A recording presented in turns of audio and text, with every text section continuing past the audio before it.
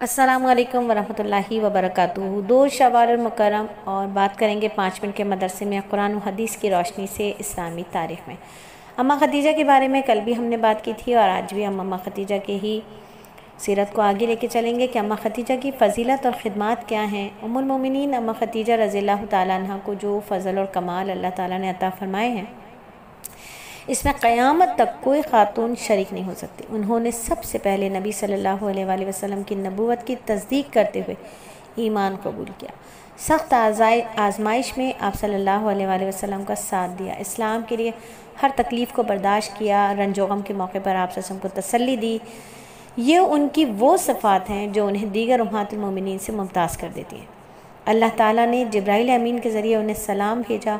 ख़ुद पैगम्बर सल्लल्लाहु अलैहि वसल्लम ने फरमाया, खुदा के कसम मुझे खदीजा से अच्छी बीवी नहीं मिली।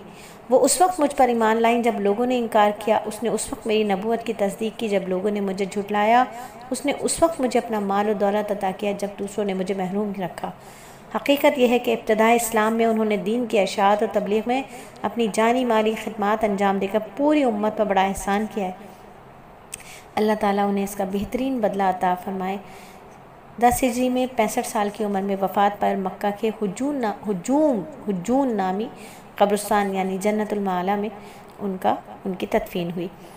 और खजूर है जो थोड़ी ही मुद्दत में फल देती है। नबी पाक सल्लल्लाहु अलैहि वसल्लम का एक मौजज़ा। हज़रत सुलेमान फ़ारसी एक यहूदी के ग़ुलाम थे, इस्लाम कबूल करना चाहते थे। जब उनके आका को ये बात मालूम हुई तो उसने एक शर्त लगाई कि इतने खजूर के दरख्त लगाओ और उनकी देखभाल करो, जब वो फल देने लगे तब तुम आज़ाद हो। जब ये बात नबी सल्लल्लाहु अलैहि वसल्लम तक पहुँची तो आप सल्लल्लाहु अलैहि वसल्लम ने खुद अपने मुबारक हाथों से वो दरख्त लगाए, जिसकी बरकत से वो दरख्त सिर्फ 1 साल की मुद्दत में फल देने लगे। हालांकि खजूर का दरख्त इतनी कम मुद्दत में फल नहीं देता। और एक फ़र्ज़ के बारे में बात करें कि फरमाया नबी पाक सल्लल्लाहु अलैहि वसल्लम ने कि क़यामत के दिन सबसे पहले नमाज का हिसाब होगा। अगर नमाज अच्छी हुई तो बाकी अमाल भी अच्छे होंगे, अगर नमाज ख़राब हुई तो बाकी अमाल भी ख़राब होंगे। यानी नमाज उसके फ़राइज़, वाजिबात, मुफ़सिदात, मकरूहात, मुस्तहबात को समझ कर अदा की जाए और सबसे बढ़कर खुशू और खुशू के साथ अदा की जाए कि जिसकी नमाज खुशू और खुशू वाली होगी उसके लिए अल्लाह ताला कुरान में फ़रमाते हैं कि बेशक फ़लाह पा गए वो मोमिन जिन्होंने अपनी नमाज़ों में खुशू इख्तियार किया।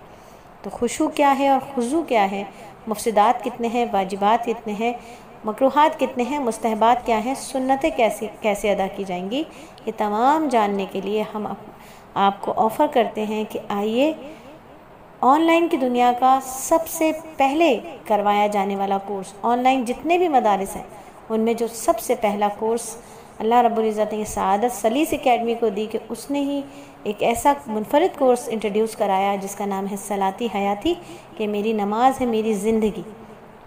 तो ऐसी नमाज जो जानदार हो जाए, ऐसी नमाज जो शानदार हो जाए कि जिसकी नमाज जानदार उसकी ज़िंदगी शानदार।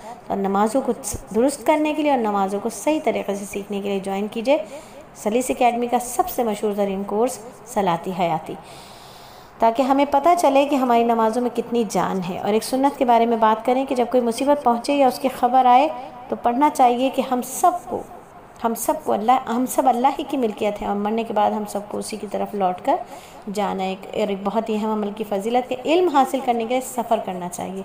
ऑनलाइन अपनी जगह अच्छा है, सब कुछ है, लेकिन जो बरकतें मदारिस में जाकर हासिल होती हैं वो बरकतें हम ऑनलाइन पर उस नहज पर हासिल नहीं कर सकते। कदम उठाकर जाना बेहतरीन अमल है और उसकी बड़ी फ़जीलत है। नबी पाक सल्लल्लाहु अलैहि वसल्लम ने फरमाया, जो शख्स ऐसे रास्ते पर चले जिसमें इल्म की तलाश मकसूद हो तो अल्लाह ताला उसके लिए जन्नत का रास्ता आसान कर देंगे।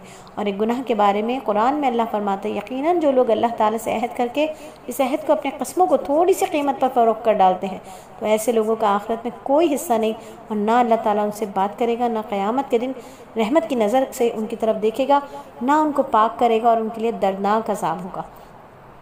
और दुनिया पर मुतमईन नहीं होना चाहिए। कुरान में अल्लाह फरमाता है, जिन लोगों को हमारे पास आने की उम्मीद नहीं है वो दुनिया की ज़िंदगी पर राज़ी हो गए और उस पर वो मुतमईन होकर बैठे और हमारी निशानियों से गाफिल हो गए, ऐसे लोगों का ठिकाना उनके अमाल की वजह से जहन्नुम है। और आखिरत के बारे में नबी पाक सल्लल्लाहु अलैहि वसल्लम ने फरमाया, अगर आखिरत के हौलनाक अहवाल का ताल्लुक़ तुम्हें वो सब मालूम हो जाए जो मुझे मालूम है तो तुम्हारा हंसना बहुत कम हो जाए और रोना बहुत ज़्यादा बढ़ जाए। कुरान से करते हैं इलाज। नबी पाक सल्लल्लाहु अलैहि वसल्लम ने फरमाया सबसे बेहतरीन दवा कुरान है।